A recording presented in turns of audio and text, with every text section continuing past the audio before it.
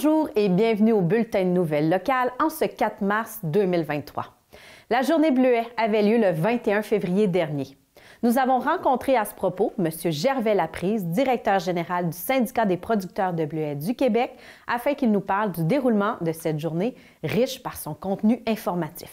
Écoutons le reportage. En fait, la journée d'aujourd'hui, c'est une journée qu'on retrouve à chaque année, une journée bleuet, où l'ensemble des producteurs et les intervenants sont présents pour justement entendre un peu différentes conférences. Aujourd'hui, on avait des conférences sur les marchés, en fait, où se situent les marchés au niveau du bleuet, puis c'est quoi l'état de ces marchés-là.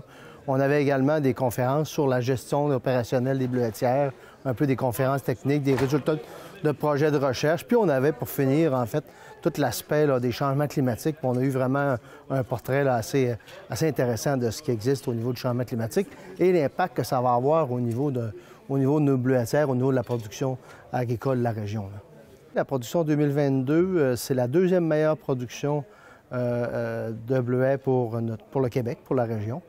C'est sûr que la production mondiale est en croissance au niveau du bleuet de carême, du gros bleuet. Par contre, il y a des indicateurs intéressants sur un peu le prix que les producteurs vont être en mesure de recevoir tout de même par rapport à la production. C'est sûr que l'année de commercialisation vient de commencer. On a 4 mois de passé. Mais on voit des indicateurs quand même intéressants là, par rapport au prix. C'est sûr que ça ne sera pas les niveaux qu'on a connus peut-être la dernière année où la production était faible. Par contre, là, M. Lavoie, Gilbert Lavoie, a quand même donné des bonnes informations par rapport au prix. Puis c'est sûr qu'on aura toujours le souhait puis l'importance de se différencier comme produit. Parce qu'on sait que le bleuet de carême, le gros bleuet qu'on voit, est produit de plus en plus partout dans le monde. Puis c'est notre concurrent, c'est notre produit sœur qui est concurrent. Par contre, on a des bonnes pistes de solutions pour se différencier. C'est un organisme de producteurs. En fait, c'est une association professionnelle qu'on appelle aujourd'hui le Syndicat des producteurs de bleuets du Québec. Ça regroupe 330 membres. On a la responsabilité d'office d'appliquer le plan conjoint des producteurs de bleuets du Saguenay-Lac-Saint-Jean. Le plan conjoint qui est la base sur les conventions de mise en marché. En fait, après ça, on négocie, on signe des conventions de mise en marché avec les industriels. On s'occupe également de gérer des budgets de recherche puis des budgets au niveau de la promotion et du développement.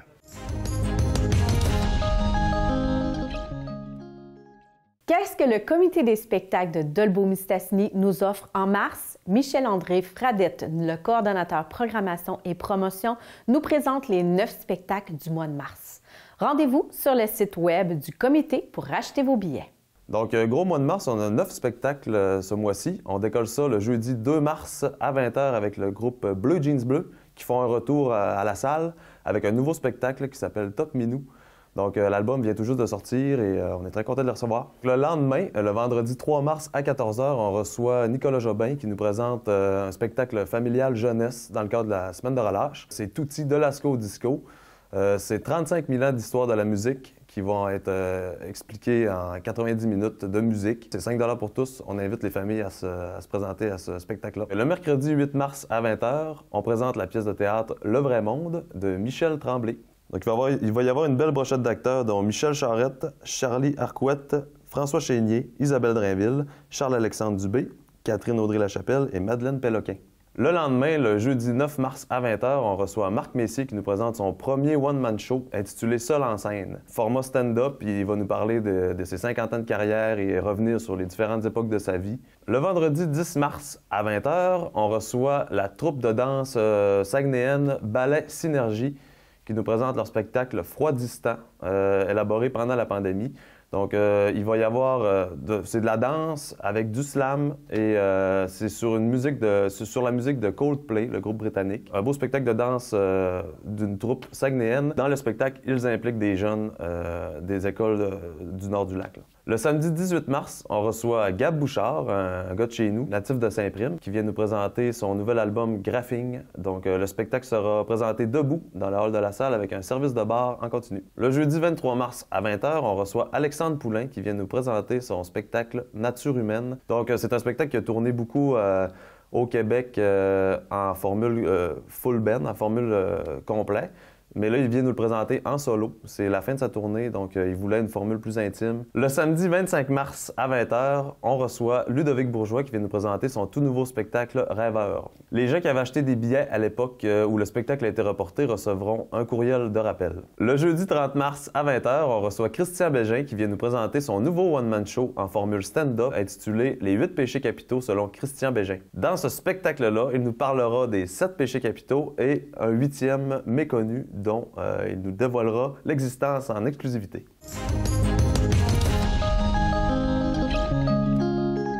Est-ce que les entreprises sont suffisamment informées sur la nouvelle loi 25 en lien avec la protection des renseignements personnels? Il existe une formation qui permet d'outiller toutes les entreprises de la région afin de se conformer aux nouvelles exigences. Il suffit de communiquer avec l'une des SADC, soit Maria-Chapdelaine, soit Lac-Saint-Jean-Ouest, afin d'obtenir plus de précision. Il est obligatoire pour les entreprises et les organismes de s'y conformer. On est là aujourd'hui parce qu'on a parlé d'un sujet qui m'interpelle beaucoup, qui n'interpelle pas beaucoup la plupart de nos entreprises, mais on a quand même eu beaucoup de gens aujourd'hui. On parle de la loi 25. La loi 25 est une loi qui vient moderniser les dispositions législatives en lien avec la protection des renseignements personnels, aussi connue sous son ancien petit nom qui est l'ancien projet de loi 64. Donc chacune de nos organisations, chaque entité qui collecte des renseignements personnels sur des individus au Québec doit mettre des éléments en place pour protéger ces renseignements personnels pour assurer qu'il n'y arrive rien. Et ça, c'est dû parce qu'on a eu tellement d'incidents de confidentialité dans les dernières années que le gouvernement a voulu baliser un petit peu plus ces aspects-là et mettre, oui, des pénalités, mettre des sanctions, mais aussi donner de bonnes pratiques dans cette direction-là pour avoir de meilleures pratiques en lien avec la protection de ces données, en lien avec la collecte de ces données et la conservation de ces données-là. Moi, ça me touche personnellement parce que je viens plus du domaine de la cybersécurité et ultimement, c'est important d'être conforme. C'est important de mettre les choses en place pour être conforme à la loi. Mais d'un autre côté, si on fait juste être conforme puis pouvoir checker cette petite case-là, il y a comme d'autres choses qui viennent en place. Fait que pour moi, c'est l'occasion rêvée de parler de cybersécurité et de parler des bonnes pratiques au-delà de la loi et des choses qu'il y a à mettre en place en termes de cybersécurité aussi. À quoi s'attendre avec cette formation-là? C'est plein d'outils concrets, des fichiers pour ne pas partir d'une feuille blanche parce que moi-même, j'ai été confrontée à ça en tant qu'entreprise, puis là, de partir d'une feuille blanche en disant « OK, il faut que je fasse mon registre d'incidents ». C'est pas évident. Donc, j'ai demandé des outils qu'on partage gratuitement et qu'on partage pour partir d'un bon pied sans partir de zéro. Les SADC du Saguenay-Lac-Saint-Jean se sont alliés pour présenter cette formation-là parce que c'est une loi qui comporte de nouvelles exigences à lesquelles doivent se conformer les organisations, les entreprises, les organisations. Et pour éviter que cette information-là, à savoir le fait de se conformer, de devoir se conformer, passe sous le tapis, où on a décidé de donner accès à toutes les entreprises finalement de la région à une formation qui va leur sauver du temps d'une part, qui va leur permettre de se conformer avec des outils pour ce faire d'autre part, ce qui va leur faciliter la chose, puis qui va leur permettre finalement d'être, je dirais, conformes à cette loi-là, puis aux nouvelles exigences en matière de protection des renseignements personnels. Donc, c'est vraiment pour faciliter la vie aux entrepreneurs, leur permettre en synthétisant qu'est-ce qu'ils doivent faire par rapport à cette loi-là. C'était le but de cette formation-là qu'on a fait venir avec une spécialiste qui s'y connaît et qui vulgarise très, très bien le contenu en lien avec les nouvelles exigences de la loi 25. C'était très positif. On a eu beaucoup d'inscriptions, 60 de personnes ce matin qui assistaient en présence à cette deuxième partie-là de la formation sur la loi 25. C'était une belle participation de nos organisations, de nos entreprises. Et on les remercie d'avoir été présents. Donc, si vous n'avez pas pu être présent aujourd'hui avec nous pour l'atelier en présentiel sur la loi 25, donc vous allez pouvoir communiquer avec nous, donc avec Steve Larouche, mon collègue à la SADC Lac-Saint-Jean-Ouest, avec moi-même, Amélia Fromage à la SADC Maria-Chapdelaine. Contactez-nous par téléphone, par courriel. Toutes nos coordonnées sont sur nos sites web. Puis, ça va nous faire plaisir de discuter de vos questionnements, de vous rendre aussi accessible la formation d'Emeline, puis de vous transmettre aussi des outils qui pourraient vous être utiles au sein de votre entreprise ou de votre organisation.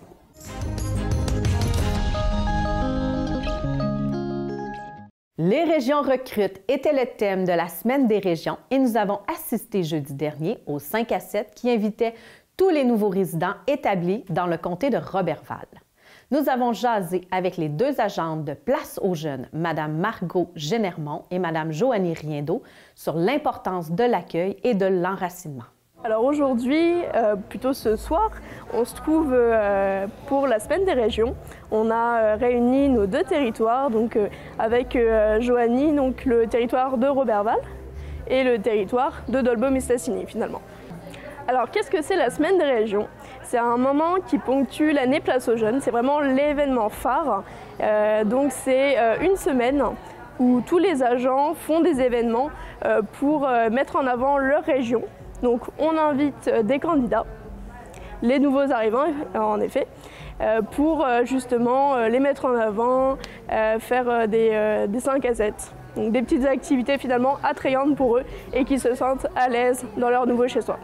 À travers tout le Québec, Place aux jeunes organise des activités de différentes envergures, de différentes ampleurs. Et cette année, c'était le thème « Les régions recrutent ».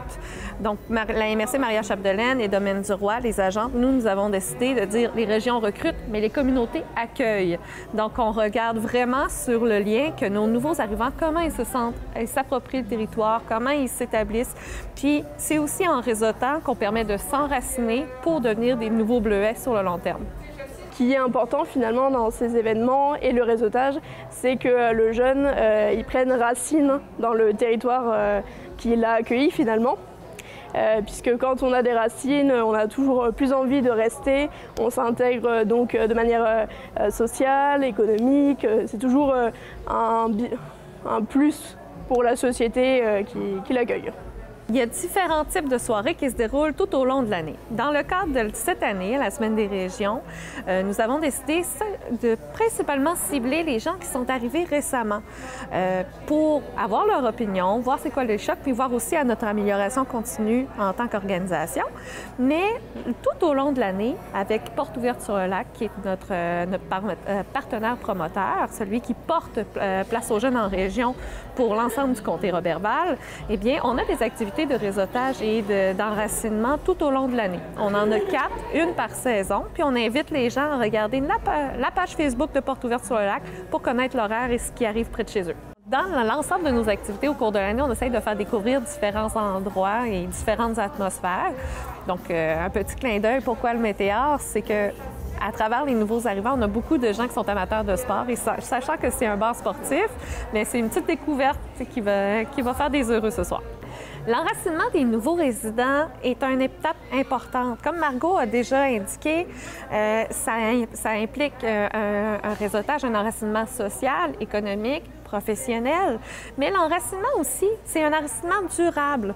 Place aux jeunes, à la base, il y a 30 ans, quand ça a été créé à travers le Québec, c'est pour l'occupation du territoire, la vitalité, pas seulement économique, mais la vitalité sociale. On a des jeunes professionnels, des jeunes qui quittent nos écoles secondaires, qui vont aux études au collégial, à l'université, et est-ce qu'on veut les ravoir, ces talents-là? Est-ce qu'on veut ravoir ces personnes qui veulent être sur nos territoires, ou même des nouvelles personnes? On veut des ambassadeurs qui viennent s'établir. Et l'enracinement, c'est en faire des ambassadeurs, c'est en faire aussi des gens qui sont fiers de la région, puis apporter, défaire certains mythes, apporter de la nouveauté et principalement occuper un territoire vaste et intéressant pour les différentes opportunités. Place aux jeunes est toujours à la recherche de partenaires. Puis un des partenaires les plus importants de notre mission, c'est des employeurs de qualité. On a besoin de vos offres d'emploi sur notre site Internet. On a besoin de connaître vos pratiques en RH afin de mieux vous vendre auprès de nos candidats potentiels. On a beaucoup de gens qui sont intéressés, qui sont qualifiés, qui sont diplômés dans différents domaines. On a besoin de savoir c'est quoi les opportunités qu'on peut leur offrir. Contactez-nous. Vous êtes un candidat, contactez-nous puisqu'on peut vous aider avant, pendant et après ta migration finalement. Donc on est ton support, tes yeux sur le territoire. On va t'accompagner dans ton projet et souvent ce que je dis, c'est qu'on accompagne et on aide à réaliser tes rêves. L'avenir appartient à ceux qui se lèvent ailleurs.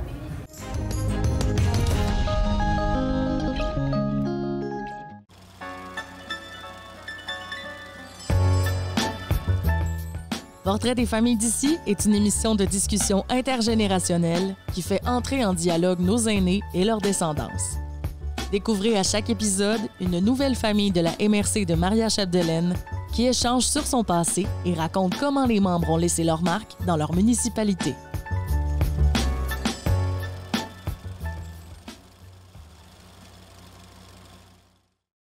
Vous pensez tout connaître sur ce qui s'est passé de mystérieux et d'improbable au Lac-Saint-Jean? Vous aimez des histoires où la ligne entre vérité et fiction est si fine que l'on ne peut faire autrement que de tenter de trouver nous-mêmes une réponse ou une théorie qui fait du sens?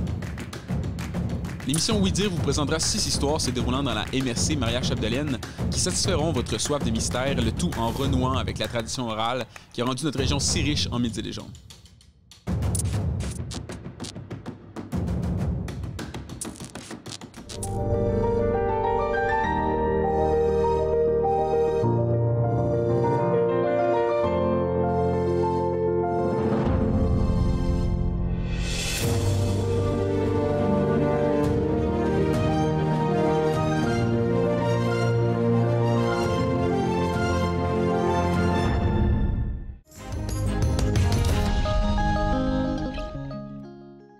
Une cohorte du baccalauréat en enseignement préscolaire et primaire est possible grâce à une entente avec l'Université du Québec à Chicoutimi. Les gens intéressés avaient jusqu'au 1er mars pour s'inscrire, mais il est toujours possible de communiquer avec le service des ressources humaines du Centre de services scolaires du Pays des Bleuets afin de poser vos questions. Écoutons Mme Nadia Tremblay, directrice du service des ressources humaines. Comme vous avez pu voir passer au niveau des médias, on a conclu une entente avec l'UQAC pour être en mesure de donner une cohorte au niveau du baccalauréat en enseignement préscolaire primaire. Donc, cohorte qui va avoir lieu du côté du cégep de Saint-Félicien. Donc, à cet effet-là, il y a eu une première rencontre qui a été tenue lundi dernier, pour laquelle il y avait tout près de 100 personnes qui étaient présentes. Donc, qui voulaient obtenir de l'information, qui démontraient un intérêt justement pour participer à cette cohorte-là. Ce qu'on prévoit, c'est de mettre en place une cohorte, un baccalauréat, d'une durée de 4 ans, au lieu de le faire sur 5 ans. On a convenu de le faire sur 4 ans, en alternance entre travail-études. Donc, ça veut dire que les membres du personnel, qui sont présentement, par exemple, non légalement qualifiés, vont avoir l'opportunité de travailler 3 jours par semaine chez nous.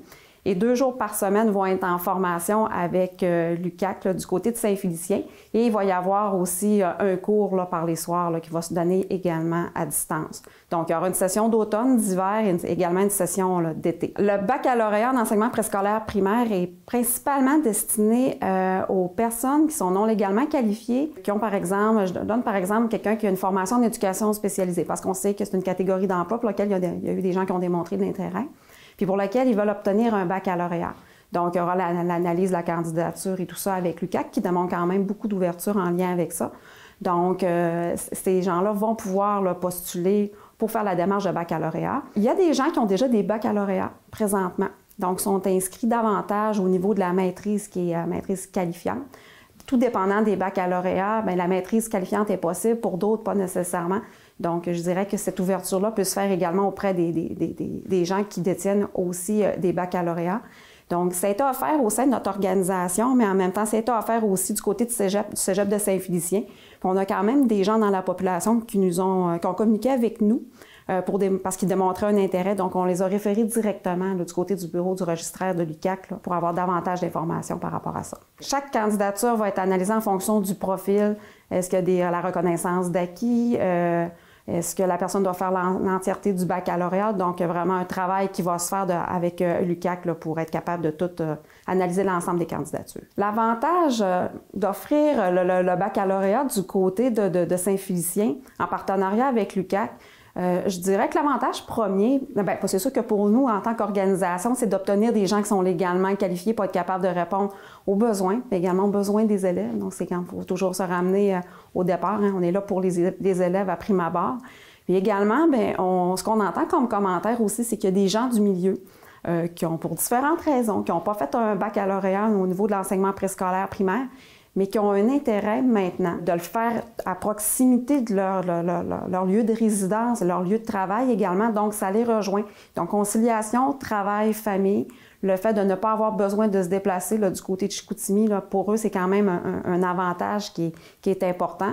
Donc ça, je l'ai entendu, là, des gens parfois qui disaient « mais moi, mon rêve aurait été d'être une enseignante ou un enseignant, mais pour X raisons, j'ai pas pu le faire. Maintenant, j'ai une opportunité d'être capable d'être à la maison avec mes enfants, de travailler, de le faire en même temps. » Donc, c'est sûr que cette proximité-là fait en sorte qu'on a quand même eu plusieurs personnes, comme je disais tout à l'heure, qui ont démontré de l'intérêt.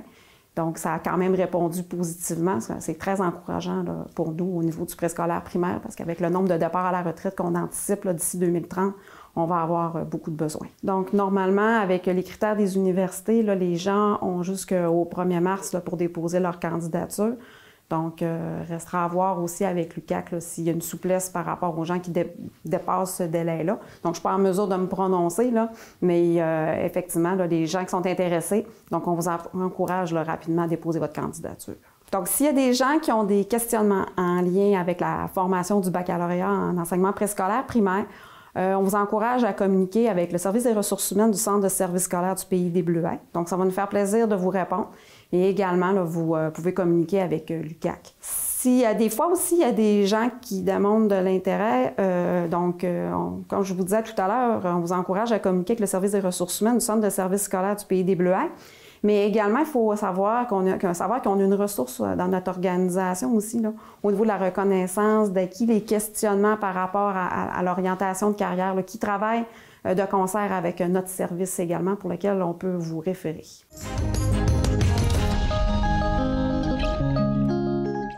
Petit rappel concernant la plateforme numérique BCT+. Les citoyens sont dès maintenant invités à créer leur propre compte. Écoutons Mme Christine Sauvageau nous donner tous les détails de ce nouveau portail. Je suis ici aujourd'hui pour vous parler du nouveau portail citoyen de la ville de Dolbeau-Mistassini, le portail BCT+, qui est accessible en fait en navigateur web, mais aussi en application mobile. Le portail citoyen, c'est un carrefour d'informations citoyennes municipales, donc offre à la fois des nouveaux services qui n'existaient pas, mais aussi à terme là, la possibilité de relier entre eux différents services existants, notamment les inscriptions à loisirs et les cartes de bibliothèque. À la base, la ville de Dolbeau-Mistassini, quand elle a réalisé sa dernière planification stratégique, avait mis en priorité le fait d'être une ville intelligente. Donc ça, c'est à la fois d'utiliser tout ce qui est numérique pour être plus efficace, mais c'est aussi de se donner l'agilité organisationnelle de faire des changements. Donc, à partir de cette réflexion-là, l'idée d'avoir un portail citoyen, d'amorcer un virage numérique pour les services aux citoyens s'est imposée. Puis on a fait une démarche là, pour choisir le portail qui nous semblait répondre le mieux à nos besoins. La grande nouveauté qu'on aime beaucoup, c'est l'état des services en temps réel. Donc, que ce soit sur l'application ou sur le portail web, dans le fond, vous allez voir si la bibliothèque municipale est ouverte ou fermée en ce moment, si l'hôtel de ville est ouvert ou fermé en ce moment, et puis l'état futur, donc vous allez être en mesure de voir rapidement là, si un service est accessible ou non. C'est sûr que ces éléments-là étaient déjà disponibles sur le site Web, mais de façon plus éloignée. Un site Web s'adresse à un ensemble de clientèle, qu'on parle des gens d'affaires, qu'on parle des touristes, qu'on parle des citoyens. Donc, parfois, l'information est plus difficile à trouver parce que l'information, elle est chargée. Le portail citoyen vise spécifiquement les informations quotidiennes auxquelles le citoyen peut s'attendre d'avoir besoin. Donc, l'état des services, c'est une belle nouveauté. On retrouve aussi en actualité les infotravaux et les actualités municipales qui étaient aussi disponibles sur le site Web, mais qui sont reliés maintenant au portail. On a le module consultation publique qui est fort intéressant aussi, puis qui va être permanent, donc qui nous permet de mener des sondages de façon plus simple parce que le système est là de façon permanente. On a le module ressources utiles qui regroupe l'ensemble des liens vers les services numériques déjà existants à la ville également. Et puis, le module le calendrier qui donne aussi accès aux heures, au bout des doigts, là, aux heures de bain libre, patinage libre, entre autres et autres activités municipales. On pense avoir choisi une plateforme des plus conviviales. C'était un de nos critères de choix. C'est certain que dans tous les cas, le portail citoyen ne vient pas remplacer les façons traditionnelles de communiquer avec nos citoyens. Il faut tenir compte de la littératie numérique puis de l'accessibilité numérique des citoyens. Donc, c'est un ajout de service aux citoyens.